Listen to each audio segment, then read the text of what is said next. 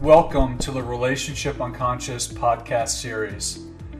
I'm Dr. James Tobin, a licensed psychologist and psychotherapist.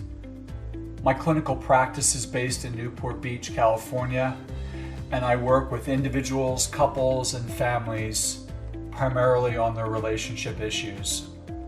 I also conduct psychotherapy groups and interactive educational workshops on romantic relationship issues and parenting concerns.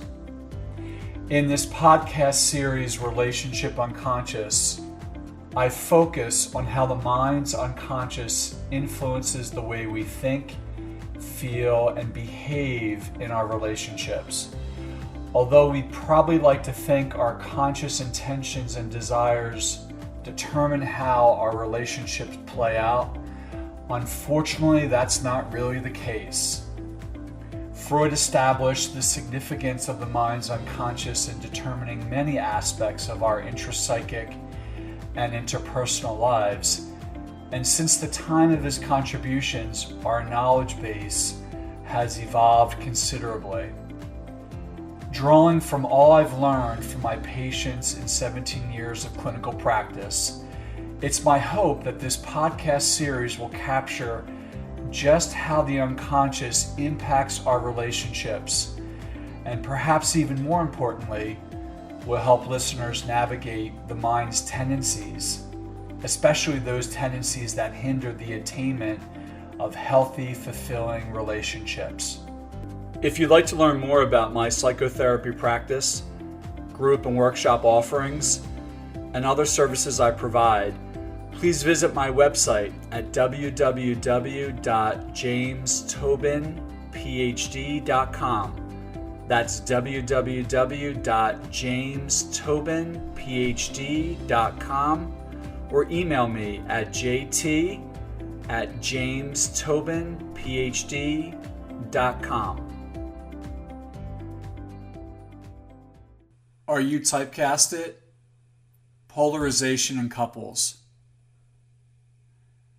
Polarization is a very common dynamic among couples that is unconsciously motivated and very hard to detect.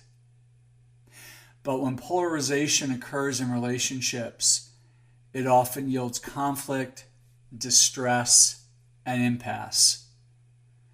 Many couples who are polarized end up breaking up, but if the polarization had been addressed earlier and successfully reduced, there would have been an opportunity for the relationship to flourish. Here's how polarization works. The main idea is that every person is readily able to manage certain emotions and relational functions, and far less able to manage other emotions and relational functions. When we meet someone, begin dating, and form a relationship, we unconsciously assess that person's qualities, attributes, tendencies, and emotional capacities, and they ours. Gradually, insidiously, and unconsciously, as the relationship forms, a powerful psychological process emerges in which one partner serves as the container or symbol or representative of certain emotions and functions, while the other partner serves as the container, symbol, or representative of others. You can think of this dynamic as emotional or psychological role assignment. Just as tasks get divided among a team or working group, so too in a relationship do emotional experiences and relational functions get dispersed across the partners. But in couples, as this disbursement occurs, the assigned roles may become exaggerated to such a degree that the partners end up being typecasted. This is what is meant by the term polarization. Here's an example. Suppose Ken starts to date Cindy and they begin a relationship. Ken may, for example, have been hurt in a previous relationship and very concerned that it may happen again. This may lead him to feel somewhat insecure in relation to Cindy. Without even knowing it, Ken may become the container, symbol, or representative of insecurity in the relationship, and his functionality in the relationship is scripted in a way that manifests insecurity. He may, for example, express this insecurity through gradually evolving tendencies, including neediness, controlling behavior, and rising anxiety with regard to Cindy's long-term commitment to the relationship. On her side of things, by her very nature, Cindy may simply be more secure than Ken in relationships, or, as is often the case, she may have had her own experiences of being rejected or abandoned by previous partners, just as Ken had. However, when Ken and Cindy come together to form a relationship, Cindy may have unconsciously unburdened her insecurities onto Ken, projecting insecurity onto him, and he readily agreeing to take on her insecurities and fuse them with his own. You can see how this may lead to a polarized arrangement in the couple concerning the emotional experience of insecurity in a relationship. Ken functions to house and manifest the insecurity of the partners, and correspondingly, Cindy houses and manifests the more preferred experience of security in the relationship. Both parties unconsciously contribute to this dynamic, and as polarization evolves and intensifies over time, each party becomes further and further steeped in the emotional role or function each is playing for the other.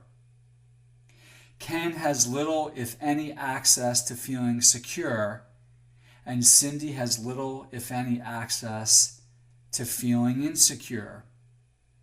This is problematic because in an ideal relationship, each person should be able to equally access and tolerate feelings of insecurity as well as security. There is a large amount of psychological theory that attempts to conceptualize why polarization occurs, and there is consensus that polarization is a psychological defensive mechanism apparent in all groups and systems, including couples. If we can find another person who will house, represent, and act on the very feelings we have trouble with and don't want to feel ourselves, then there is quite an incentive to bond with that person and keep him or her in a polarized relationship with us. Of course, employing this defensive mechanism comes at a great cost. As our partner bears the burden of and embodies the emotional experience or function we cannot, he or she gradually becomes a kind of caricature of the emotion, ultimately acting in such extreme ways that make the relationship difficult to sustain. Polarization dynamics can formulate around a multitude of emotions and role functions at any point in a relationship. For example, the pursuer-avoider is a common polarization dynamic occurring early in relationships, while the giver-taker framework typically emerges later in the course of a long-term relationship or marriage. Some believe that polarization is a key element of attraction and partner selection, i.e., We are unconsciously drawn to individuals who we psychologically sense are able to house and act on certain emotions or relational experiences more so than are we. Individual or couple therapy may be useful in drawing one's attention to what is projected onto one's partner, and in turn recognizing what patterns of the relationship are the product of polarization. Ideally, all polarizations would be reduced or eliminated so that each partner could occupy, experience, and act on complex emotions wholly and completely, rather than splitting off and projecting onto our partner the ones that are personally more difficult to tolerate and resolve. Thanks for listening to the Relationship Unconscious podcast. I hope you enjoyed this episode. If you'd like to react to something you've heard, I encourage you to email me at jt@jamestobinphd.com. Also, please add a rating and review the Relationship Unconscious podcast on iTunes. Thanks for being such a great support of this podcast. Tune in next time for more on how the unconscious influences our relationships.